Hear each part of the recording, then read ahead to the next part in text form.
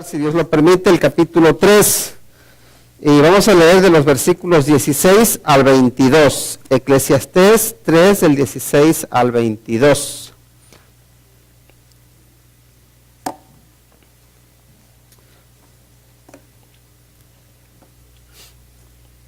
Para quienes traigan su Biblia, pues ya saben dónde estamos, Eclesiastés capítulo 3, versículos del 16 al 22, y para quienes no la traigan, pues ahí está proyectada en la pantalla. Vamos a dar lectura a la palabra de Dios. Dice: vi más debajo del sol, en lugar del juicio, allí impiedad, y en lugar de la justicia, allí iniquidad. Y dije yo en mi corazón: al justo y al impío juzgará Dios, porque allí hay un tiempo para todo lo que se quiere y para todo lo que se hace. Dije en mi corazón: es así, por causa de los hijos de los hombres, para que Dios los pruebe y para que vean que ellos mismos son semejantes a las bestias. Porque lo que sucede a los hijos de los hombres y lo que sucede a las bestias, un mismo suceso es. Como mueren los unos, así mueren los otros. Y una misma respiración tienen todos. Ni tiene más el hombre que la bestia, porque todo es vanidad. Todo va a un mismo lugar. Todo es hecho del polvo y todo volverá al mismo polvo. ¿Quién sabe que el espíritu de los hijos de los hombres sube arriba y que el espíritu del animal desciende abajo a la tierra? Así pues, he visto que no hay cosa mejor para el hombre que alegrarse en su trabajo, porque esta es su parte, porque ¿quién lo llevará para que vea lo que ha de ser después de él? Vamos a orar. Padre Santo, en el nombre de Cristo Jesús, te agradecemos por tu santa palabra y pedimos, Señor, porque en tu misericordia nos permitas comprenderla, que nos permitas obedecerla. Y Señor, que sea como una luz para nuestros pies, que sea como agua fresca para el sediento, que sea como alimento para el débil. Por favor, Señor, ministranos tú. Pues te lo pedimos en el nombre de nuestro Señor Jesucristo. Amén. El tema que vamos a tratar hoy es un tema que yo creo que es muy importante, porque la pregunta es esta: ¿qué nos queda después de la muerte? Y más que un tema, es una pregunta, ¿verdad? ¿Qué nos queda después de la muerte? Y esto lo podemos ver desde dos puntos de vista. Se puede ver desde la fe en Dios, o también se puede ver desde la incredulidad, desde la negación de Dios. Y la verdad es que hay una gran diferencia entre ver qué nos queda después de la muerte con los ojos de la fe y qué nos queda después de la muerte con los ojos de la incredulidad. Hay una gran diferencia. Y quisiera iniciar hablando de un filósofo que se llamaba Blaise Pascal, y a él, pues, él en una de sus meditaciones, él se pone a evaluar y dice, por un lado pone el creer en Dios y por otro lado pone el no creer en Dios. Dice, a ver, si yo vivo sin creer en Dios, ¿qué es lo que me puede pasar? Aquí en esta vida, si no creo en Dios, cuando tengo un problema, me encuentro solo. Cuando toda la gente me falla, cuando toda la gente me abandona, cuando veo que no puedo resolverlo, pues como no creo en Dios, no tengo a nadie a quien pedirle, ni siquiera en mi mente a alguien que le pueda pedir ayuda. Así que mi camino es la desesperación, el decir no hay esperanza. Dice, ahora, eso al no creer en Dios. Luego, si me muero y Dios no existe, pues me quedé vacío. Dios no existió, llevaba yo razón, pero no me sirvió tampoco de nada después de la muerte. Ahora, por otro lado, si creo en Dios, dice. Si creo en Dios, en esta vida, ¿qué pasa? Cuando enfrente esos mismos problemas, cuando enfrente las luchas, cuando la gente me abandone, dice, si Dios no existe, y yo creo en que sí existe, por lo menos, dice, tuve el consuelo de sentir o de creer que había alguien que sí me escuchaba, de creer o de sentir que alguien me acompañaba, dice. Y eso ya lo tengo de ganancia, dice. Sin que Dios exista siquiera. Dice, la sola idea de creer que hay un Dios me da más que creer que no hay un Dios. Ahora, ¿qué pasa a la hora de morir? Si yo me muero y no hay un Dios, por lo menos ya me quedé en la vida con que tuve a alguien a quien decirle, a quien contarle mis penas, aunque no me hubiese escuchado. Por lo menos yo tuve ese consuelo. Y no pierdo nada, dice. Ahora, si sí existe, y yo confío en Él, y realmente sus promesas de que hay un cielo, de que hay una vida eterna, entonces son mías, dice. Entonces voy al cielo, dice. Así que gano. Ahora, si me muero y no creí en Dios, y Dios sí existió, y el infierno es real, me estoy condenando. Me estoy yendo al infierno porque no confié en Él, porque no creí en Él. Entonces dice, por donde lo vea, o sea, lógicamente hablando, dice, es mejor creer en Dios que no creer en Dios. Aunque sea desde un punto de vista meramente convenenciero, si queremos llamarlo así. Ahora, sabemos que la pregunta, ¿qué nos queda después de la muerte? Se responde, ya les digo, desde la fe o desde la falta de la fe, desde la confianza en Dios o de la falta o de la incredulidad en Dios. Y nos encontramos a mucha gente que dice creer en Dios, pero a la hora de pensar si hay vida después de la muerte dicen no hay nada. Te dicen una vez que uno se va al sepulcro, ahí se acabó todo, ¿no? Eso es lo que se suele decir, ¿o no es así? Yo he escuchado eso muchas veces. Dice, no, dice, lo que te queda después de la muerte es nada. Ahí se queda todo. Se queda todo aquí en este mundo y te quedas tú en la tumba. Y no hay más. Y luego incluso te preguntan, dicen, a ver, ¿quién ha venido para decirte que realmente hay una resurrección? Que realmente hay un cielo, que realmente hay vida eterna. Dice, ¿a que nadie? ¿Algún familiar? Y entonces les digo, hay buenas noticias. Alguien vino. El Señor Jesucristo resucitó de los muertos y vino a decirnos, a darnos muestras de que hay vida eterna, de que hay un cielo. Y Él ascendió al cielo, a la casa del Padre, a donde Él nos invita a ir también a nosotros. Entonces, ¿qué nos queda después de la muerte? Sin Cristo, después de la muerte lo que nos queda es condenación, desesperanza. Pero con Cristo, después de la muerte nos queda gozo, nos queda paz, nos queda vida eterna, nos queda un cielo, nos queda un hogar celestial que Él fue a preparar para todos aquellos que le confían en Él, que confían en Él. Ahora aquí vamos a los puntos que vamos a tratar.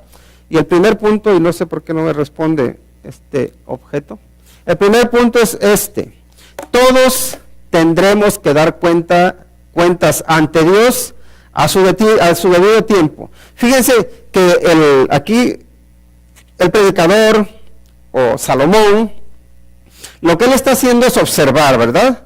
Recuerden que es un hombre muy inteligente y ya vimos que él lo que hace es dedicarse a buscar la sabiduría por sí solo. No la sabiduría que le dio Dios, sino el ser sabio, ahora sí, uno en la carne, si queremos ponerlo de esa manera. Entonces, dice, vi más debajo del sol. O sea, yo seguí viendo, seguí investigando, seguí buscando, dice. Y dice, en lugar del juicio, allí impiedad. Y entonces dice, vi que en lugar de que hubiese juicio, en lugar de que hubiese una bondad, en lugar de que hubiese lo bueno, dice, lo que vi es que vi maldad, dice. Dice, y en lugar de la justicia, allí iniquidad, dice. ¿Qué es lo que está viendo él? Él está viendo todas las injusticias que se cometen en la tierra y dice, wow, esto es descorazonador. ¿Por qué? Porque está viendo, lo que está viendo es mucha maldad a su alrededor, está viendo mucha injusticia. Él esperaba ver justicia, como mucha gente, y es lo que esperamos nosotros, ¿no? Ver que hay justicia, ver que se hace lo bueno. Y la verdad que hay mucha gente que sí la practica, pero también vemos mucha maldad, vemos mucha injusticia.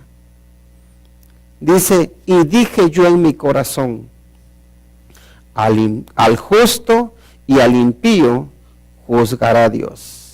Y es como, de alguna manera, cuando uno ve la injusticia y cuando uno se ve impotente, incluso un rey que se supone que tiene el poder para hacer y deshacer, llegan también, porque son seres humanos, llegan al punto en que dicen, no puedo hacer nada para cambiar las cosas. Y cada uno de nosotros hemos visto o hemos incluso a veces experimentado injusticias en las cuales no se puede hacer nada. Uno lo único que puede hacer es callarse, aguantarse, aunque sientas que te come por dentro la ira o el enojo, pero dices, es que no puedo hacer nada. Es donde uno se siente impotente y ves mucha maldad que se hace, muchos crímenes que se cometen. Vemos cómo a veces los poderosos manipulan las situaciones para salir limpios, aunque sean culpables, ¿no? Y entonces aquí el rey al ver esa impotencia, como que levanta sus ojos al cielo y dice, al justo, dice, y al impío los juzgará Dios.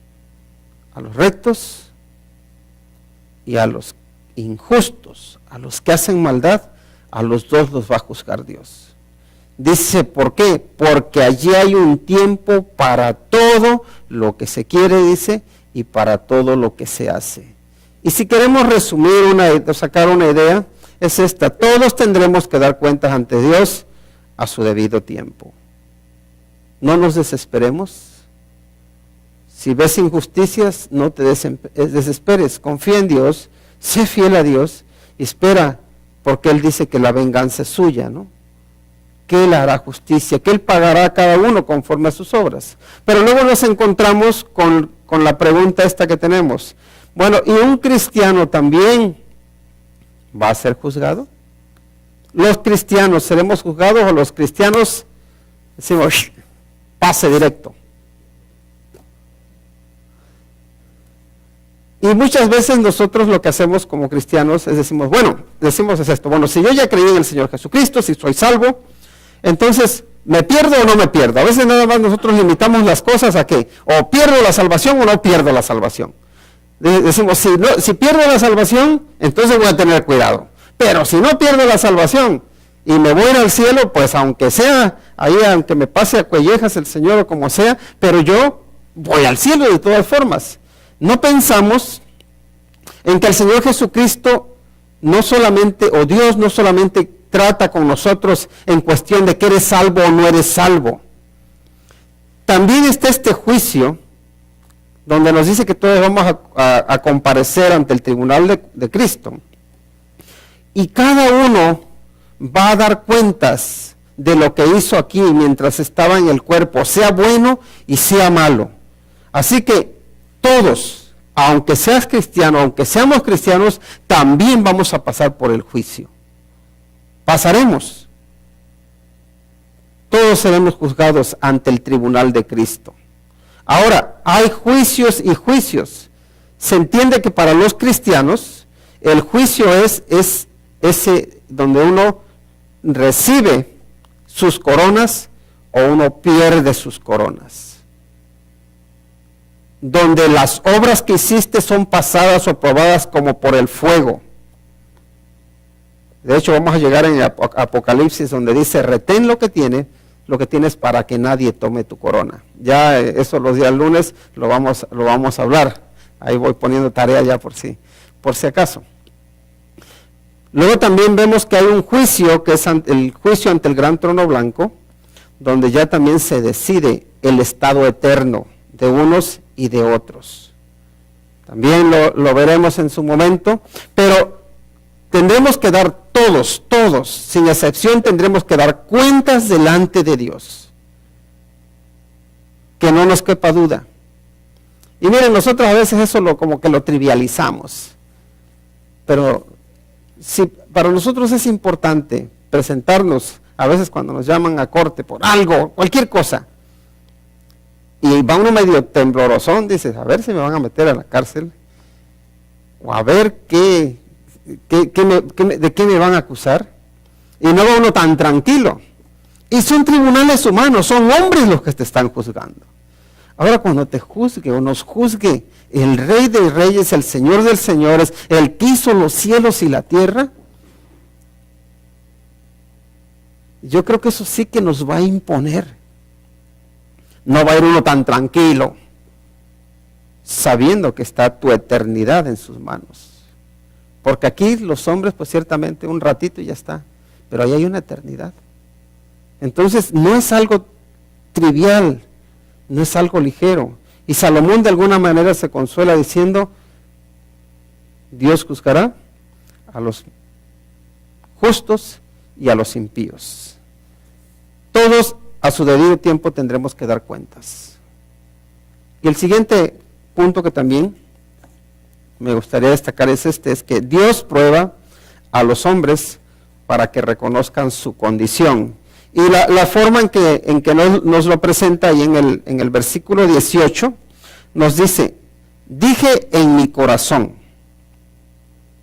es así por causa de los hijos de los hombres, para que Dios los pruebe y para que vean que ellos mismos son semejantes a las bestias. Qué conclusión, ¿no? Así que lo que él está diciendo es que todos nosotros vamos a tener que pasar a juicio. Por un lado, ¿para qué? Para que nosotros nos demos cuenta de que no estamos por encima de los demás, que no estamos por encima de la ley y mucho menos por encima de la ley de Dios. Ese es un punto importante. Nadie está por encima de la ley de Dios. A veces nosotros nos creemos que podemos jugar con Dios, eso sí. Nos engañamos a nosotros mismos y hasta creemos que con Dios podemos como negociar un poco, ¿no? Señor, yo sé que tú dices esto, pero a mí me parece que es mejor esto. ¿No estoy en lo correcto? Sí, ¿verdad? Y si dices, no me dijo nada, seguro que sí. Y nosotros hacemos nuestras cosas, ya su palabra nos lo ha dejado claro, sabemos lo que está correcto, pero nosotros somos más listos, ¿no? Entonces, como que ahí tratamos o negociamos y en nuestra mente nos engañamos y hacemos lo que queremos. Pero aquí el escritor de Eclesiastés, Salomón, lo que está diciendo, miren, Dios lo que hace es probarnos, Dios lo que hace es también decirnos que nos va a llamar a cuentas para que nos examinemos a nosotros mismos y nos demos cuenta de lo que somos, que no somos tan grandes. Aquí él se pasa un poco, ¿verdad? Porque dice que somos como bestias, que somos semejantes a las bestias. Y digo, pero no, hombre, tampoco te pases, Salomón, no somos tan cabeza dura, ¿no? A veces sí vemos que los seres humanos se portan a veces peor que los animales. Eso sí es verdad, pero nosotros no, ¿eh? Salomón estaba pensando en los otros, no en nosotros. Pero así es a veces. Vemos por ejemplo, cuando a nosotros nos tratan mal, ya le cortamos el habla a alguien para toda la vida. ya cerramos la posibilidad a reconciliarnos, aunque hayamos sido muy amigos. Y luego, por ejemplo, ves que luego los hombres que tienen su perro, salen y le dan una patada al perro, y el perro se va al pobre triste por ahí. Pero en cuanto le dices, ven, ven, ven, ahí viene otra vez, se le olvidan, no te guarda rencor. Y digo, wow, mira, un animalito no es tan rencoroso como uno. Entonces a veces uno hasta dice, wow, cuánta humildad nos está enseñando ese animal, ¿no? Nosotros se nos sube el orgullo. Dices, no, ven y pídeme perdón. Como no venga y me pida perdón, y le dirijo la palabra. Y tiene que restituirle, tiene que pagar por lo que hizo. Y bueno, es verdad que también tenemos el sentido de la justicia y creo que también debemos respetarnos los unos a los otros. Pero a lo que voy es a esto, que nos encerramos tanto en nuestro orgullo, en nuestro rencor, en nuestra maldad, que a veces nos comportamos peor que los animales. Así que Salomón dice, igual que los animales se están portando, bestias. Y dice, les estoy haciendo un favor a ellos con decirles que son iguales, porque hasta peores se comportan, ¿no? Y ya, bueno, les voy a comentar el chiste, ¿no?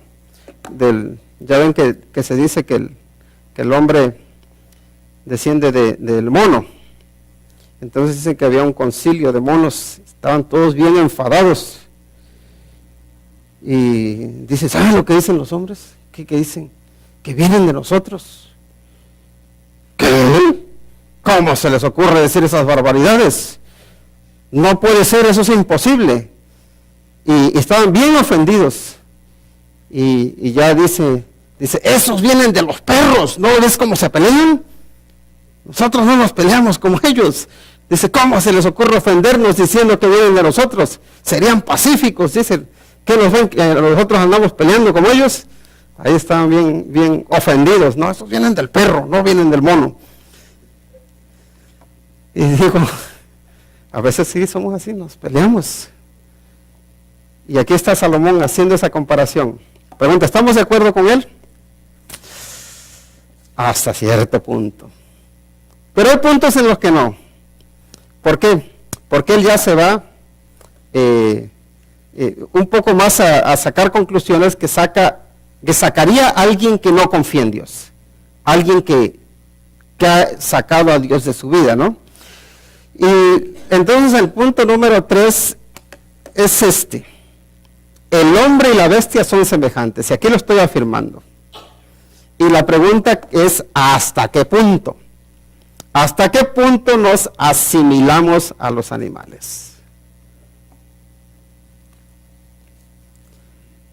Si se dan cuenta, mucha gente que no cree en Dios, de hecho dicen que somos iguales que los animales. Lo dicen. Y de hecho hasta buscan en la ciencia para demostrar que eso es así, ¿no? Entonces ya dicen, mira, por ejemplo, pues el corazón del cerdo es muy parecido al corazón del ser humano, y empiezan a decirte, mira, entonces no somos tan diferentes. Y luego también vemos que hacen experimentos con ratas. ¿Por qué? Porque hay un gran parecido entre las ratas y los seres humanos, ¿no? Entonces, sí hay parecido, es así. Cuando nosotros nos morimos, nuestro cuerpo se descompone, igual que se descompone de los animales, ¿no? Necesitamos comer, necesitamos el oxígeno, necesitamos muchas cosas. Entonces sí hay mucho parecido, pero ¿hasta qué punto somos parecidos? ¿En todo? No. Primero vemos en la creación, ¿verdad?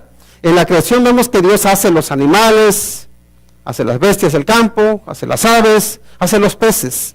Pero a los hombres, ¿cómo los hace? Al hombre, sí, lo vemos que lo hace del polvo, de la tierra, pero en él sopla el aliento de vida. Eso no vemos que lo haga en los animales.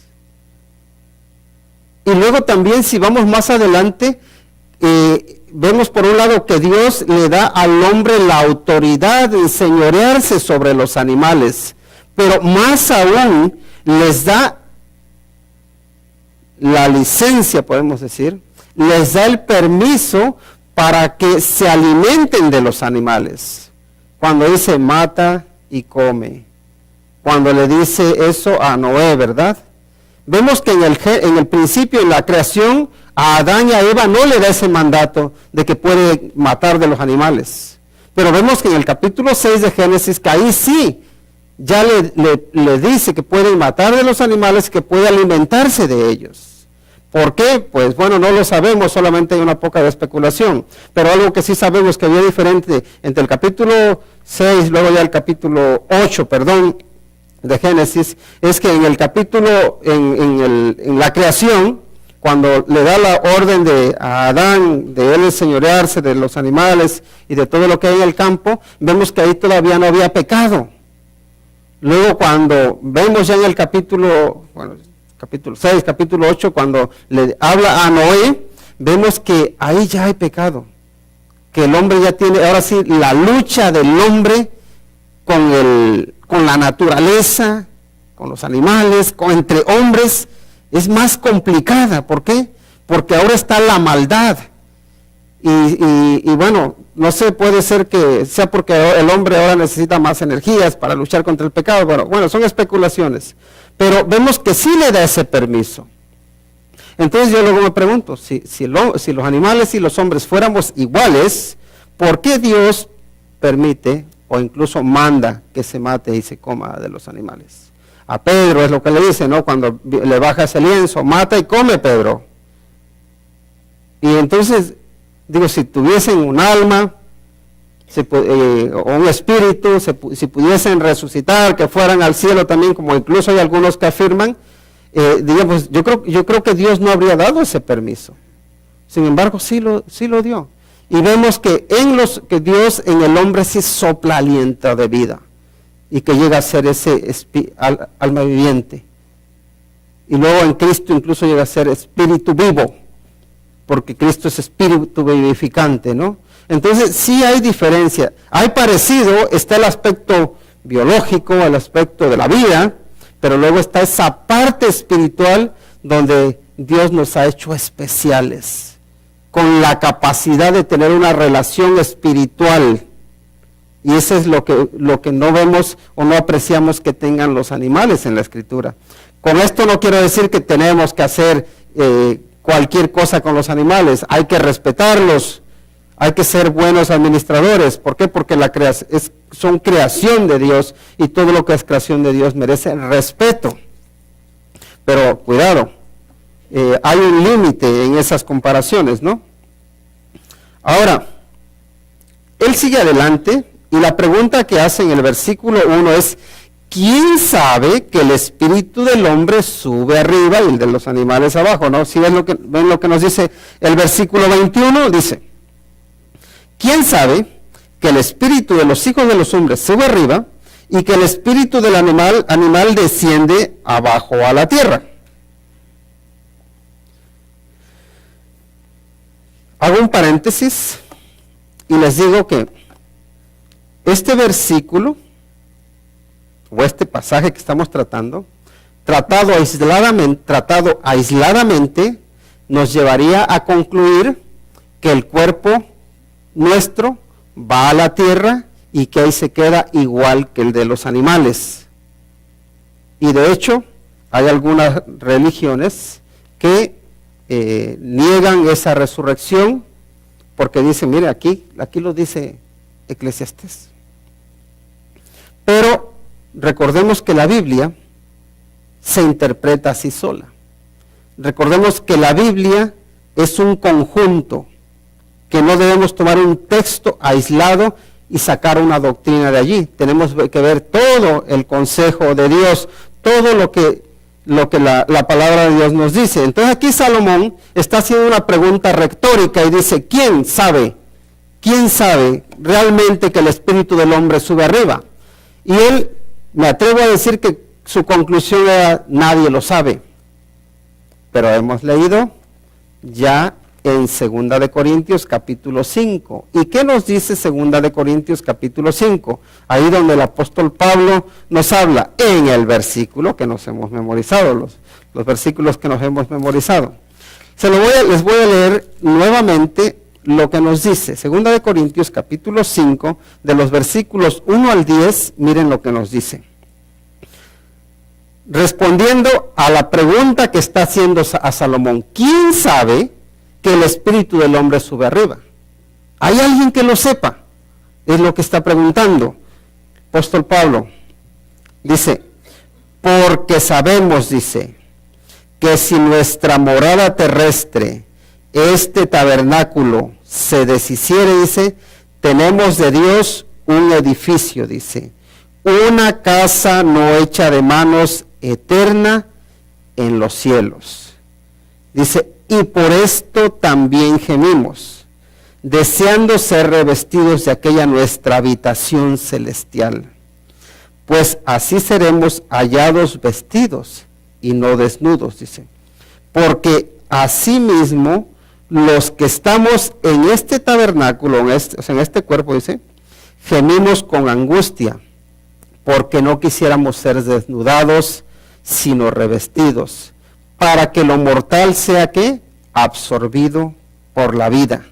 Dice, mas el que nos hizo para esto mismo es Dios, quien nos ha dado las arras del Espíritu. Aquí dice, así que vivimos confiados, ¿cuánto? Siempre, dice. Y sabiendo que entre tanto que estamos en el cuerpo, estamos ausentes del Señor. Ahora, ¿qué es lo que está presente en el cuerpo de nosotros? De lo que está hablando aquí el apóstol Pablo. Dice, porque por fe andamos, no por vista. Dice, pero confiamos. Y más quisiéramos estar ausentes del cuerpo y presentes como al Señor.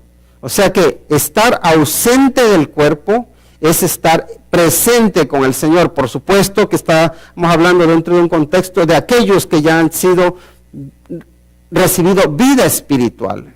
Si tienes vida espiritual, cuando tu cuerpo muere, ¿qué sucede con tu espíritu? Se va a la presencia del Señor. Eso es lo que nos está diciendo aquí el apóstol Pablo. Y por eso, de hecho, él prefería morirse antes que seguir viviendo. Porque decía, para mí vivir es Cristo, pero morir es ganancia, dice. ¿Por qué? Porque él prefería estar en la presencia del Señor. Y aquí nos dice que estar presentes en el cuerpo es estar, ¿qué? Ausentes del Señor. Pero estar ausentes del cuerpo es estar presentes con Cristo. Así que, ¿quién sabe si el espíritu del hombre sube arriba una vez que el cuerpo se ha muerto? Aquí está la palabra del Señor que nos lo dice. Así que podríamos decir, Salomón, estamos de acuerdo hasta cierto punto, pero en este aspecto podemos decir que sí se sabe, porque el Señor nos lo ha revelado, porque el Señor nos lo ha mostrado, que cuando estamos ausentes del cuerpo estamos presentes con Cristo. Ahora, también, si queremos hablar un poquito más, cuando el Señor Jesucristo venga, porque Él promete venir, promete una resurrección, y para todos aquellos que han muerto o que han dormido con Cristo, como lo dice, ¿qué va a pasar con ese cuerpo? Que ese cuerpo va a resucitar. Y uno empieza a decir, pero ¿cómo puede ser posible si ya vamos a estar desintegrados? Y la pregunta es, ¿de dónde nos tomó el Señor en primera instancia? Del polvo, ¿verdad? Y cuando nuestro cuerpo se desintegra, ¿a dónde vuelve? Al polvo. Y si el Señor fue capaz de hacernos del polvo cuando no había nada,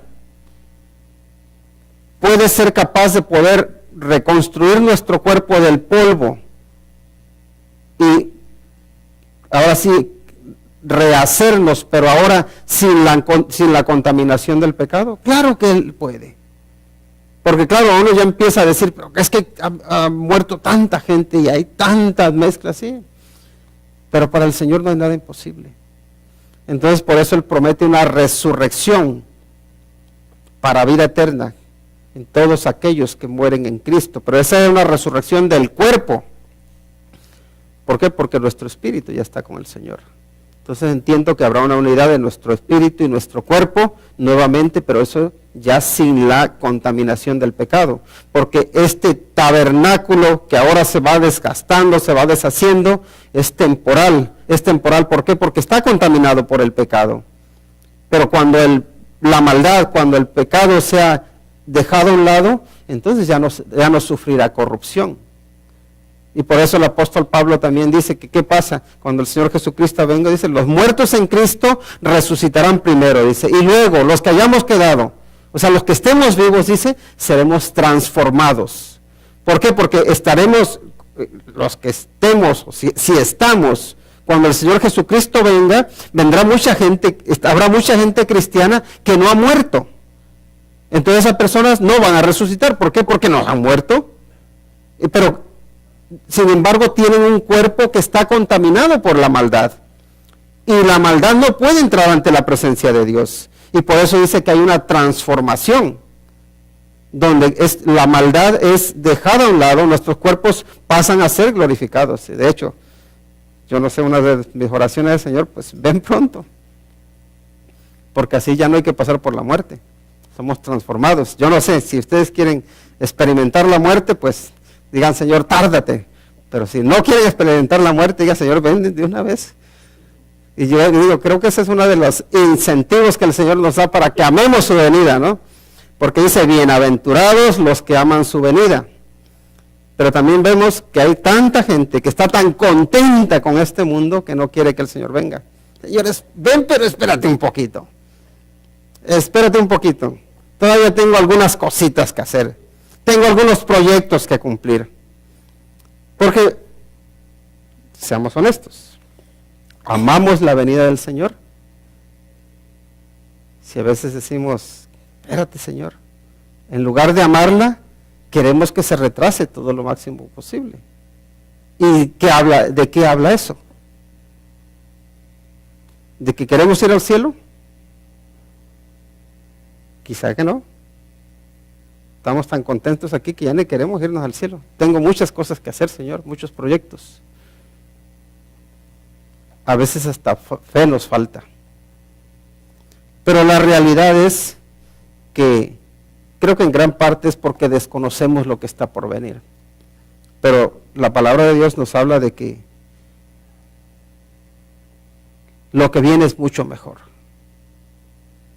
Y que no amemos el mundo ni las cosas que hay en el mundo, porque todo lo que hay en el mundo pasa. Y al final, ¿qué te queda? Al final, ¿qué me queda? ¿Qué nos queda? Hasta nos abren las manitas cuando uno se muere, no sea que se esté llevando algo. Porque si uno con las manos vacías, nos vamos sin nada, pero podemos irnos llenos de Cristo, podemos irnos llenos de Dios, en paz con Dios. Y eso es riqueza para la eternidad.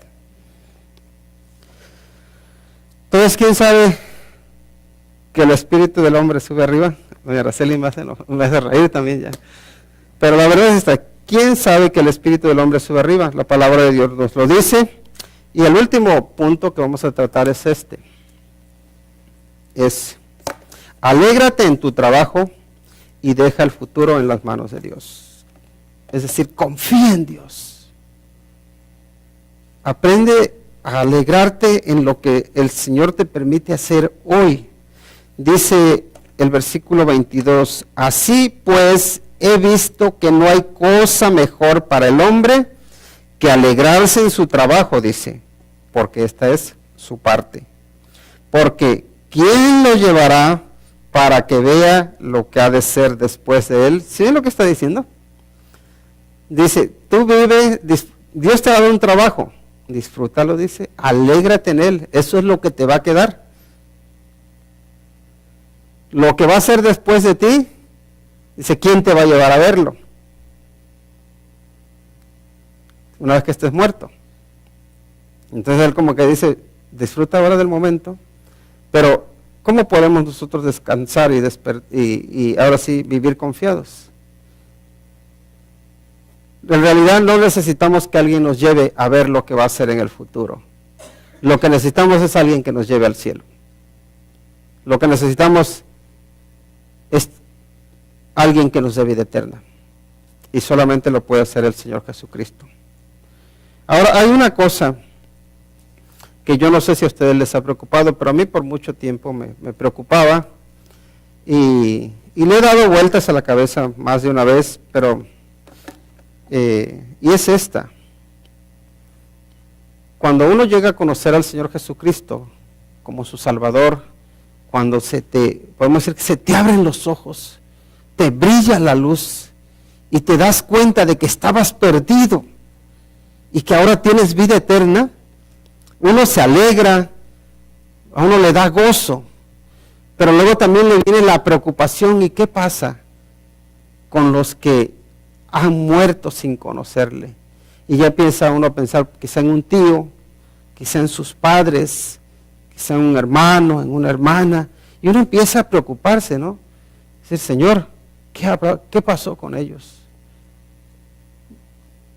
Si fueron a tu presencia o no se fueron a tu presencia. Y a veces uno se va por su lógica y uno empieza a decir, este sí, este no, este se fue al cielo, este se fue al infierno, y uno hace saca una de esas conclusiones, ¿verdad? Porque uno en base al conocimiento que uno tiene de la palabra del Señor. Pero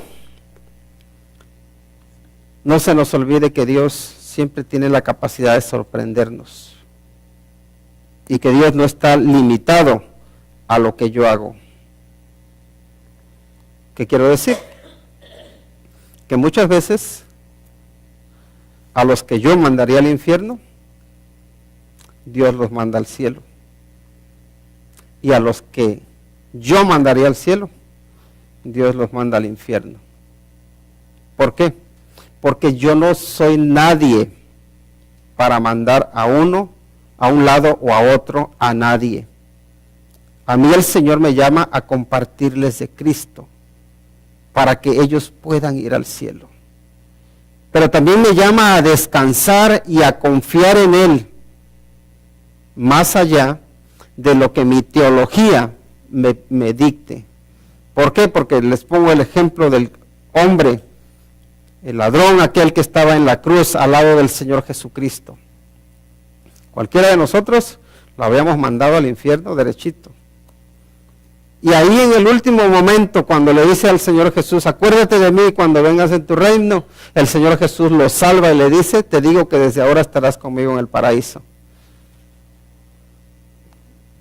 Y digo, pues, yo no sé cómo trate el Señor con cada una de las personas. Lo que sí sé es que Él nos da su palabra, nos da al Señor Jesucristo para que lo recibamos, para que nos arrepintamos de nuestro pecado. Ahora yo no puedo salvar a nadie ni me puedo arrepentir por nadie, me puedo arrepentir por mí mismo, le puedo entregar mi vida por mí mismo, pero no por otro. Y tampoco puedo condenar a nadie ni salvar a nadie. Pero sí nos dice el Señor que confiemos en Él, que le entreguemos nuestra vida. Entonces lo que sí te puedo decir es que también para mí, a mis seres queridos, yo no sé dónde están, pero Dios sí sabe. Y Dios me manda a confiar en Él para la vida y a confiar en Él para la muerte. Ahora, lo que también sé es que para todos los que estamos aquí vivos, Él nos da la oportunidad de recibir vida eterna, de ser salvos en Cristo Jesús, por medio del arrepentimiento, por medio de recibirle, por medio de creer en su nombre y entregarle nuestra vida. Y allí es donde quisiera que cada uno de los que estamos aquí, pudiéramos estar, en esa posición en Cristo, en la posición de hijos de Dios. Porque si tú eres hijo de Dios, entonces vas al cielo. Si no lo eres, lo siento mucho, pero no. Y la pregunta es, ¿pero todos somos hijos de Dios decimos o no decimos eso? La Biblia dice que todos somos criaturas de Dios. Somos creación de Dios, pero pasamos a ser hijos de Dios cuando por la fe recibimos al Señor Jesucristo. Porque eso nos dice, ¿no? Ahí en Juan, Jesús a los suyos vino y los suyos no le recibieron. Mas a todos los que le recibieron, a los que creen en su nombre, les dio potestad o les dio el derecho de ser hechos, ¿qué? Hijos de Dios, dice. los cuales no son engendrados de varón, ni de carne, sino que son nacidos espiritualmente. La pregunta es, ¿has nacido tú espiritualmente?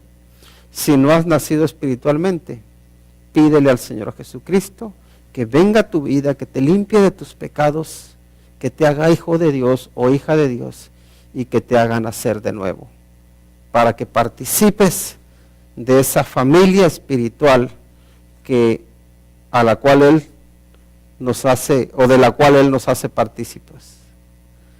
¿Qué hay para ti y para mí después de la muerte? Una vida eterna o una condenación eterna. Espero que sea vida eterna al lado de Cristo. Y si no la tienes, al final me gustaría hablar contigo, si tienes dudas, y que meditemos y que veamos qué puede uno hacer para tener esa vida eterna. ¿Ven? Vamos a orar. Buen Dios, te damos las gracias por la paciencia que tú nos tienes, te damos las gracias porque tú nos hablas y porque tú en Cristo Jesús nos ofreces la salvación, nos ofreces la vida eterna.